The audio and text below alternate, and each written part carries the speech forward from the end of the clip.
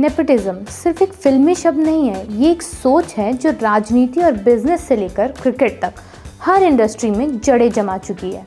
हर जगह एक ही कहानी, मगर फिल्म इंडस्ट्री में इसकी चर्चा सबसे तेज़ और गर्म रहती है।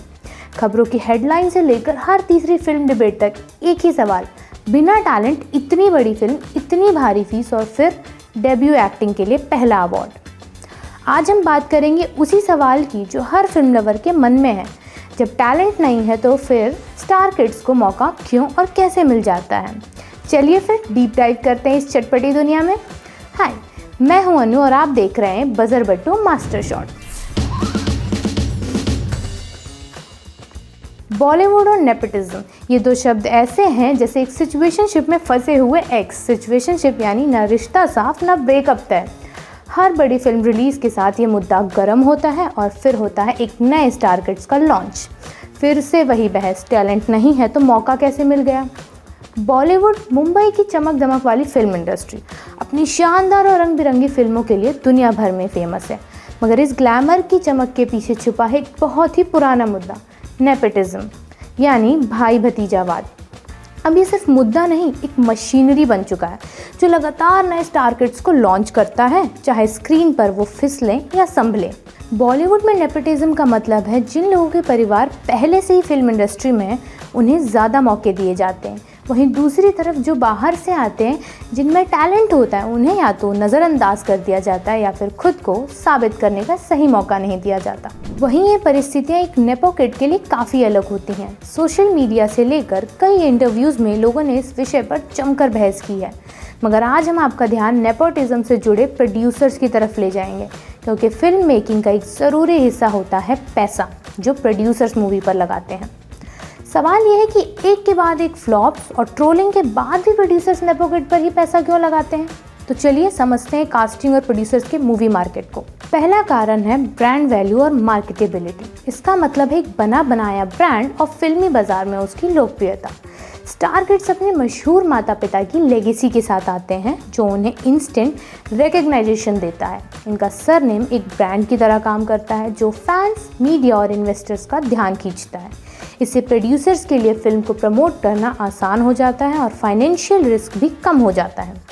सोचिए, एक फिल्म बनानी है और आप चाहते हैं कि पोस्टर छपते ही उसकी चर्चा शुरू हो जाए। ऐसे में अगर आप एक बड़े प्रोडक्शन हाउस से जुड़े होते हैं तो किसी अनजान टैलेंट के बजाय आलिया भट्ट या वरुण धवन को क्यों नहीं लेंगे, चाहे ये उनकी पहली फिल्म क्यों ना हो। उदाहरण के लिए आलिया भट्ट, जो कि मशहूर फिल्म मेकर महेश भट्ट की बेटी हैं, ने अपने डेब्यू में ही स्टूडेंट ऑफ द ईयर के ज़रिए बज़ क्रिएट किया, क्योंकि उनका नाम ऑडियंस को पहले से ही मालूम था।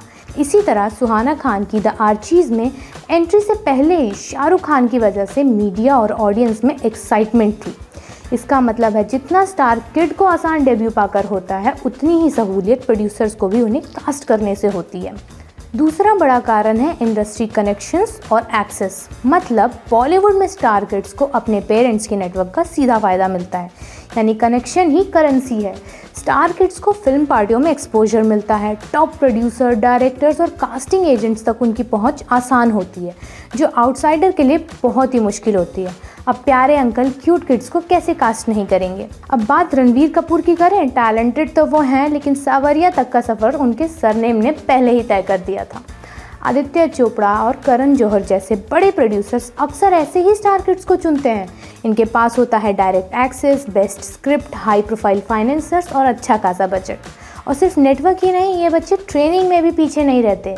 जैसे जानवी कपूर ने न्यूयॉर्क के ली स्ट्रासबर्ग इंस्टीट्यूट से एक्टिंग सीखी, वही जगह जहां रणवीर कपूर भी ट्रेनिंग ले चुके हैं।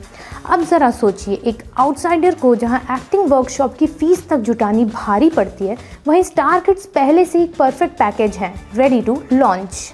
पापाराज़ी उन्हें एयरपोर्ट पर पकड़ते हैं, मैगजीन्स उनके जिम लुक्स को कवर करती है और फैंस उनकी बचपन की तस्वीरों से रील बनाते हैं। बेसिकली पब्लिसिटी फ्री में मिलती है।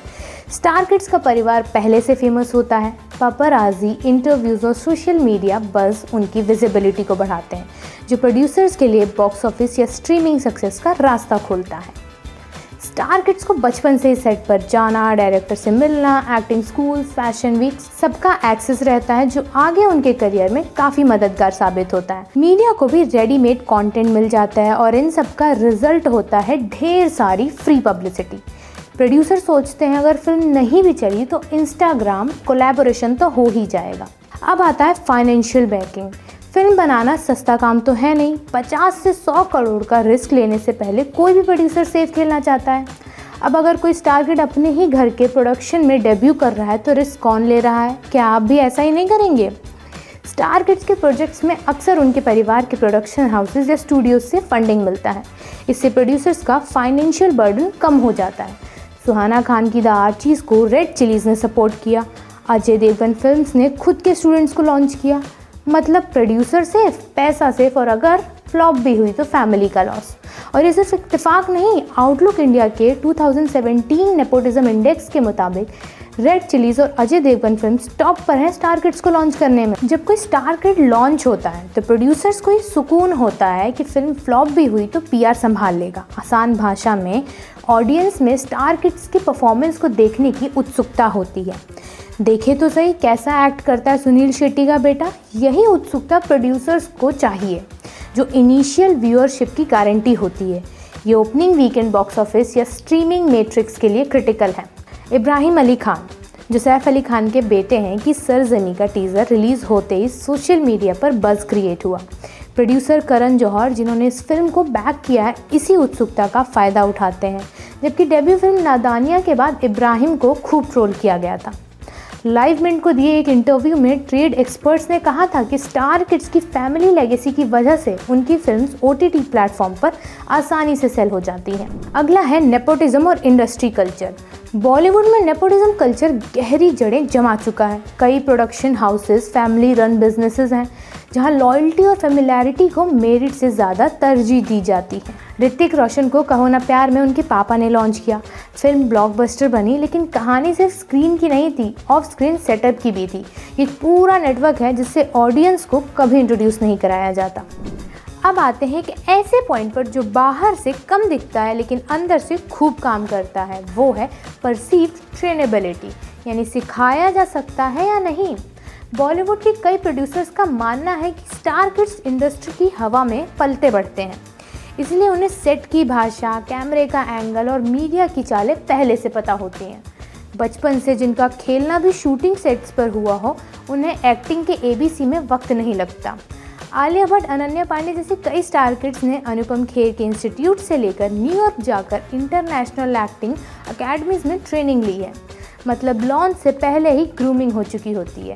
जहां एक आउटसाइडर को सीखने का मौका ढूंढना पड़ता है, वहीं नेपो किड्स की ट्रेनिंग बचपन से ही शुरू हो जाती है और इंडस्ट्री को ये कंफर्ट होता है कि इन्हें समझाना नहीं पड़ेगा और बस कैमरा ऑन करना होगा। आज हर स्टार किड सोशल मीडिया पर एक्टिव है।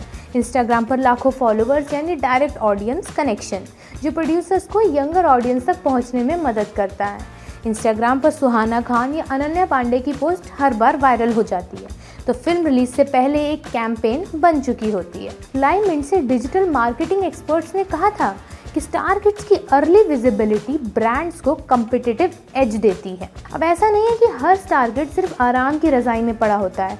कुछ को वाकई एक्टिंग से प्यार होता है और वो अपने क्राफ्ट पर मेहनत भी करते हैं, लेकिन फ़र्क ये है कि उनके पास मेहनत करने के लिए हर टूल पहले से ही मौजूद होता है।